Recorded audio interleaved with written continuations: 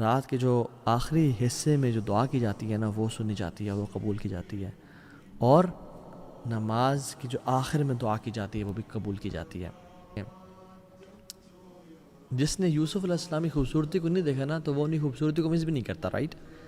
اور جس نے رات کو اٹھ کے رونے کی لذت کو نہیں دیکھا نا اور قرآن پڑھنے کی لذت کو نہیں دیکھا، وہ ہی کی ناٹ ایکسپیرینس مسنگ اٹ۔ السلام علیکم ورحمۃ اللہ وبرکاتہ ایوری ون، امید ہے آپ سب ٹھیک ٹھاک ہوں گے۔ Welcome back to another episode of Wednesday night exclusive, جو کہ ہم ایوری وینسڈے کوئی ڈفرینٹ ٹاپک کور کرتے ہیں، اور آج کا ٹاپک بڑا انٹرسٹنگ ہے۔ Today's topic is daily routines میں there are some special moments جن کا ہم بینیفٹ اٹھا سکتے ہیں۔ What are those special moments? میں ابھی ریسنٹ ٹرپ پہ گیا تھا مکہ اور مدینہ، وہاں سنس ڈسٹریکشنز نہیں تھیں، ایک انسان فوکسڈ ہو کے وہاں پہ گیا ہوتا ہے، تو سبحان اللہ اس جگہ پہ انسان کو ان اسپیشل مومنٹس کی ریئلائزیشن ہوتی ہے، اور پھر حیرانگی بھی ہوتی ہے کہ جب ہم اپنے ڈیلی روٹینز میں اپنے کنٹری اپنے سٹی میں ہوتے ہیں، why can't we take benefit of those special moments in our daily routines, جو کہ ہماری دنیا بھی بہتر کر دے، ہم جو چاہتے ہیں ہمیں وہ نصیب ہو جائے، اور ہماری آخرت بھی بہتر کر دے۔ So opportunities that are present in every single day جس کا ہم بینیفٹ اٹھا سکتے ہیں، اور ان اپرچونیٹیز کا بینیفٹ ان لوگوں نے اٹھایا، those who were the best of humans and they used to follow it, the people of Medina. اور ان میں سے ایک اسپیشل مومنٹ وہ ہے جو تقریباً سارا مدینہ اس اپرچونیٹی کو یوز کیا کرتا تھا۔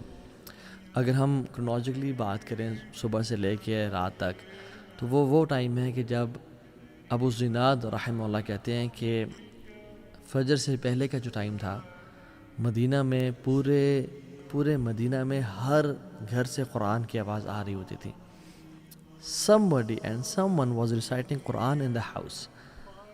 اور کچھ بھی ہمیں چاہیے ہوتا تھا تو ہم رات کو لاسٹ حصے میں بھی جا کے کسی سے کوئی چیز لے لیا کرتے تھے، کیوں؟ بیکاز وی نیو کہ everybody is awake at this last part of the night۔ سبحان اللہ۔ ابو امامہ الباہلی نے سوال کیا رضی اللہ عنہ اللہ کے نبی صلی اللہ علیہ وسلم کہ رسول اللہ صلی اللہ علیہ وسلم کون سی دعا سب سے بہترین ہے؟ کون سی دعا وہ ہے جو قیل یا رسول اللہ ایو دعائی اسمع، یا رسول اللہ کون سی دعا ہے جو سنی جاتی ہے؟ یعنی اسمع، اللہ تعالیٰ تو ہر چیز سنتے ہیں، یہاں اسمع سے مراد ہے جو قبول کی جاتی ہے، تو آپ نے فرمایا قال جوف اللیل الآخر ودبر الصلوات المکتوبات، رات کے جو آخری حصے میں جو دعا کی جاتی ہے نا وہ سنی جاتی ہے، وہ قبول کی جاتی ہے، اور نماز کی جو آخر میں دعا کی جاتی ہے وہ بھی قبول کی جاتی ہے۔ دوسرے پورشن میں ہم بعد میں بات کریں گے، لیکن پہلی بات، رات کا جو آخری حصہ ہے کتنا اسپیشل ہے ہماری زندگیوں کا، اور میں اور آپ اس مومنٹ کو کتنا ویسٹ کر رہے ہیں۔ اللہ سبحانہ وتعالیٰ ہر رات کے تیسرے حصے میں اللہ سبحانہ وتعالیٰ جس طرح اس کے شان کے لائق ہے آسمان دنیا پہ تشریف لے کے آتے ہیں میرے اور آپ کے لیے، اور اعلان کرتے ہیں من یدعونی فاستجیب لہ، کون ہے جو مجھ سے دعا کرے میں اس کی دعا قبول کروں۔ یاد رکھیں، جس نے یوسف علیہ السلام کی خوبصورتی کو نہیں دیکھا نا تو وہ انہیں خوبصورتی کو مس بھی نہیں کرتا، رائٹ؟ اور جس نے رات کو اٹھ کے رونے کی لذت کو نہیں دیکھا نا اور قرآن پڑھنے کی لذت کو نہیں دیکھا، وہ ہی کی ناٹ ایکسپیرینس مسنگ اٹ۔ سو اس چیز کو اویل کریں، پہلی ٹپ۔ دوسری، جو دن میں اپرچونیٹی ہے ہمارے پاس وہ کیا ہیں؟ اللہ کے نبی صلی اللہ علیہ وسلم نے فرمایا کہ دو چیزیں کبھی ریفیوز نہیں کی جاتی، اثنتان ما تردان، two things are never refused، الدعاء in the نداء، پہلی چیز اذان کے وقت دعا کرنا، اللہ اکبر، اور دوسری ہے جب بارش ہو رہی ہو۔ رسول اللہ صلی اللہ علیہ وسلم نے فرمایا کہ اس کے بعد اگر یعنی وہ جو تم نے اگر مس چلو کر ہی دی ہے، الدعاء لا يرد بین الاذان والاقامہ، وہ دعا جو اذان اور اقامت کے بیچ میں کی جاتی ہے وہ رد نہیں کی جاتی، وہ رد کی ہی نہیں جاتی۔ رسول اللہ صلی اللہ علیہ وسلم سچے فرما رہے ہیں۔ قالوا، صحابہ نے پوچھا یا رسول اللہ فماذا نقول یا رسول اللہ صلی اللہ علیہ وسلم، یا رسول اللہ پھر کیا کریں، کیا مانگیں؟ آپ نے فرمایا صلی اللہ العافیہ فی الدنیا والآخرہ، اللہ سبحانہ تعالیٰ سے عافیت کا سوال کرو دنیا میں بھی اور آخرت میں بھی۔ یہ ترمذی کی 3594 نمبر حدیث ہے۔ تو عافیت کا سوال کرو. اور بھی دعائیں کی جا سکتی ہیں.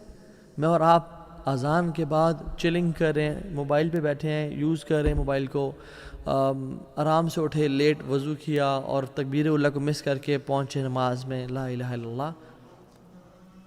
جو شخص مسجد میں جاتا ہے اس کو چاہیے کہ مسجد میں جلدی جائے اور دعائیں کرے. جو خاتون گھر میں بیٹھی ہے وہ اذان کے ٹائم پہ بھی اور اذان کے بعد جب تک جماعت نہیں ہو رہی دعائیں کرتی رہے. یہ دعاؤں کی قبولیت اوقات ہیں اور ہم کتنے آسانی سے ان کو ضائع کر دیتے ہیں.